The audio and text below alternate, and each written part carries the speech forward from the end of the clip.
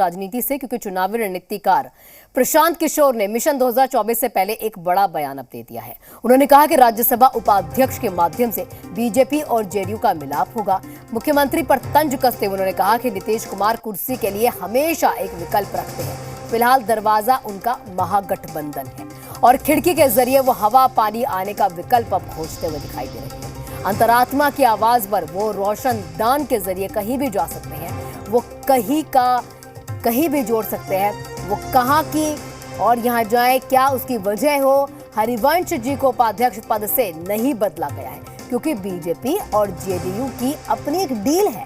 हरिवंश जी के माध्यम से बीजेपी और जेडीयू का अब मिलाप होगा।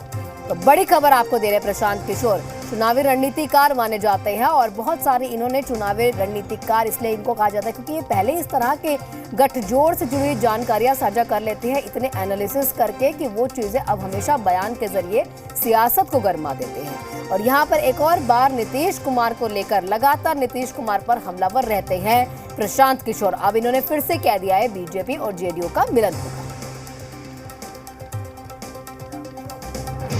राज्यसभा में हर कानून को बनाने के लिए इतनी दिक्कत होती है।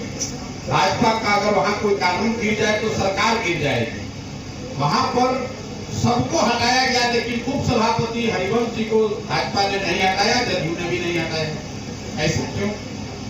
भाई बिहार विधानसभा विधान परिषद में अध्यक्ष बदल दिए गए, राज्यसभा का उपाध्यक्ष नहीं बदला गया। वो इसलिए कि हरिवंश जी वही रोशनदान है। कल होकर नीतीश बाबू को जरूरत पड़ जाए तो उनके माध्यम से भाजपा के लीडरशिप से वो बात कर सकें, भाग सकें।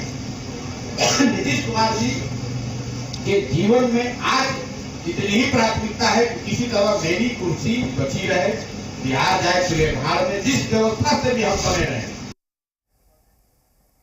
और वहीं ज्यादा जानकारी के साथ हमारे रेजिडेंट एडिटर बिहार के स्वप्निल सोनल जी जुड़ चुके हैं।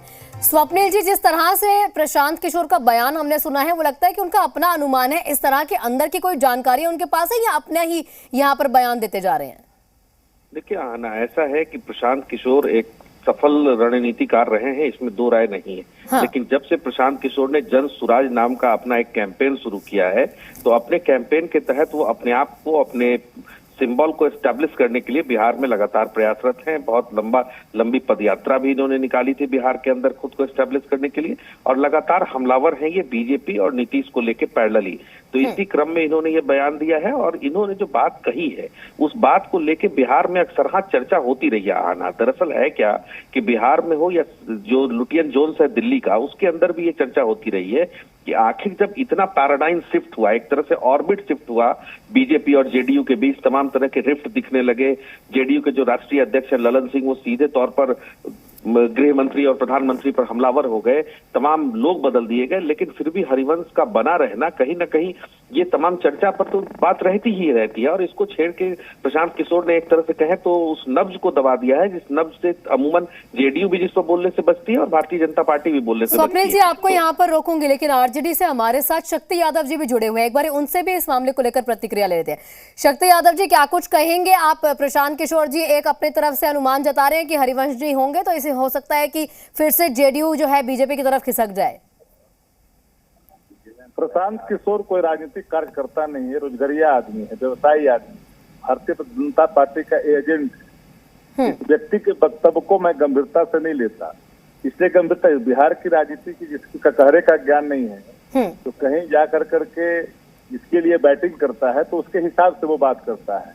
और एक बात पूरी तौर पर मैं आपको स्पष्ट कर देना चाहता हूँ, जो लोग बिहार में जातीय आधारित गणना के प्रकाशन के बाद जो सवाल सामने आए हैं, तो निश्चित तौर पर उन लोगों को ज्यादा परेशानी हो रही है जिन लोगों की राजनीतिक दुकान में शटल लगने वाली जी, जिन लोगों ने अपने अनुपात से 20 गुना अधिक जो प्रतिनिधित्व को स्वीकार कर लिया है, ले लिया। लेकिन शक्ति यादव जी देखिए, जिस तरह से हमारे रेजिडेंट एडिटर भी इस तरह से एक एनालिसिस बता रहे थे कि लंबे समय से हरिवंश जी जो है वो हमेशा से इस मुद्दे पर कहीं ना कहीं रहे हैं कि नीतीश कुमार ने सबको हटाया, हर तरह की राजनीति करी, लेकिन कभी भी उनके साथ कुछ नहीं करा, तो कहीं ना कहीं चर्चा का विषय तो रहता ही है।